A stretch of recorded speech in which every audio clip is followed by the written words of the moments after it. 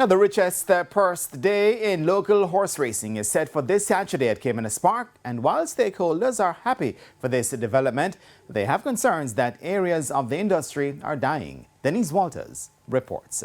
Owners, breeders and trainers at the recent post-position draw for the Mute Mile say this is the type of race day the horse racing industry needs to inject new life into it. I think this Mute Mile Day is an excellent day for racing, and hats off to the promoters and the folks who have come up to do the sponsorship. It's something that we all look forward to, and I think that Supreme Ventures or whoever the organizers are have done really well, and I hope that this will be around for a long time. Purse is beautiful, and hopefully we'll keep this going, and like Mr. Hamilton said, you know, it'll bring owners back into the game. On behalf of all stakeholders, thank you very much for the excellent work that you're doing in trying to improve the racing product at Caymanas Park. This particular promotion is something which we've been looking forward to for years. However, outgoing president of the Thoroughbred Owners and Breeders Association, TOBA, Howard Hamilton, while lauding promoters SVREL for multiple upgrade of the plant, says more needs to be done as the industry is dying. Follow the example of TOBA and the Betting Gaming and Lotteries Commission in terms of the races, the 2-year-old races which are sponsored. Pull a particular portion of the purse to owners only. Those are the people that pay the bill.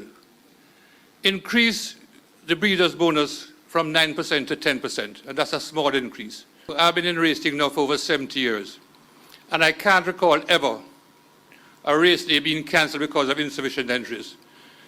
Mr. Chairman, the chickens are coming home to roost. Having been involved in discussions and negotiations with the promoters over the last 3 years, Ian Passad says that there's a proposal on the table. One of the things that I was instrumental in leading was to get a clause into the heads of agreement when we restarted racing in 2020 after COVID, that we do need to have a formula that links purses to the sales. That has not yet been done. It's something that is on the drawing board. It's something on the table. That is, to me, the most important thing that we have in front of us as horse people. Solomon Sharp is chairman of SVREL. The thing I say about that, yes, that will happen next year. But for this year, you know, everybody who is here, who is riding, the horsemen are the ones that were with us for the last 2 or 3 years. At least 140 entrants are down to compete in 11 races for purses totaling over 30 million Jamaican dollars this Saturday at Caymanas Park. Denise Walters for TVJ Sports. Meanwhile, trainers Richard Azan and Michael Marlowe are pleased with the post-position draws for their respective charges that they'll saddle for the inaugural running of the Chairman's Plate, a Grade 3 event going over the Circular 9 course for a purse of $3 million on Saturday. Azan's classic campaigner, Perfect Brew, will run from the inside out of Gate 3, while Marlowe's Positive ID will run from Gate 9.